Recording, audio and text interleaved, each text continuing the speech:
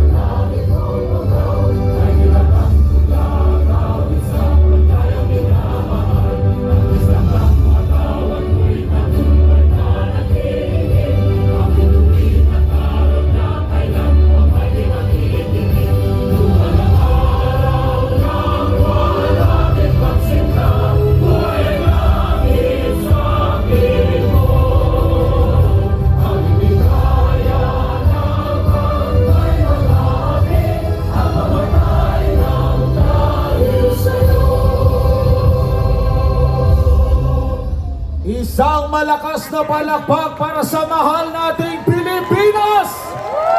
Yan na ba yung pinakamalakas nating palakpak para sa ating bansa? Ipakita natin ang pagmamahal sa ating bansa!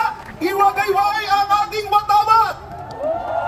Ang mga Pilipino ay nagkakaisa sa hapong ito para manalangin sa ating makapangyarihang Ama, para sa ating Tatay Digong. Hindi na tayo iniwan ng mga panahon na siya ang namuno sa Pilipinas. Tama ba? Lahat sinalo niya para sa ating lahat. At panahon na ngayon para tayo naman ay hindi iiwan ang ating Tatay Digong. Bring him home! Bring him home! Bring him home! Bring him home! Bring him home!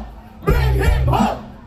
At syempre, kapatid at Mar, hindi lang tayo dito sa Liwasan dahil tayo po ay sinasabayan sa buong Pilipinas, sa Luzon, Visayas at Mindanao. At syempre, kapatid at Mar, hindi tayo iiwan ng ating mga kababayang OFWs. Kaya shout out sa lahat ng mga OFW na sinasabayan tayo sa ating Facebook Live, paging sa ating YouTube Live. Mabuhay ang ating mga OFWs! Nakita natin mga kababayan sa Netherlands, hindi nila iniwan si Tatay Digong. Tama po ba? Ganyan kalakas ang suporta na tinatanggap ni Tatay Digong kahit saan man siya magpunta. Kaya hindi tayo mag-aalala. Tama? Dahil may kasama si Tatay Digong. Nagtataka ang international community dahil ang gobyerno natin ipinadala si Tatay Digong. Pero ang mga Pilipino lumabas, ipinakita ang pagmamahal sa ating dating Pangulo. Nagtataka sila kung bakit ipinadala sa banyagang bansa ang ating Pangulo na nagdulot Ay nandito sa Liwasan dahil tayo ay naniniwala sa mga programa at nagawa ni Tatay Digong sa loob ng 6 na taon. Tama po ba? ang bawat sa atin, isa sa atin, merong kanya-kanyang testimonya kung bakit niya gusto si Tatay Digong. Kasi kung totoo pang kriminal si Tatay Digong, hindi magkakaisa ang mga Pilipino ngayon, tama? At nakikita ko, kapatid Admar, punong-puno ang Liwasan. Kaya mag-ingat tayo dahil baka may mag-picture ng mga bakanting upuan. Siguraduhin natin, ipakita natin ang ating lakas at ang ating suporta kay Tatay Digong. Tatanungin natin, kapatid Admar, kailan kayo naramdaman ninyo mas safe kayo sa Pilipinas? Kailan? Parang ang hina. Anong administrasyon? Duterte! Duterte! Duterte!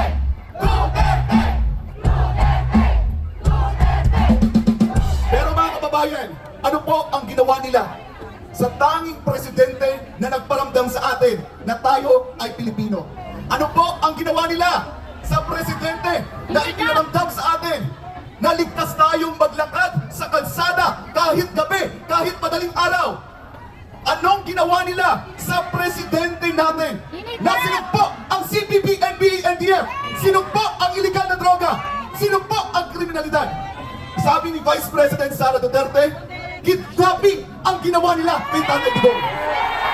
Kaya nung panahon na si Tatay Digong ay tumayo para sa bawat isa sa atin, sino po ang tatayo ngayon para kay Tatay Digong?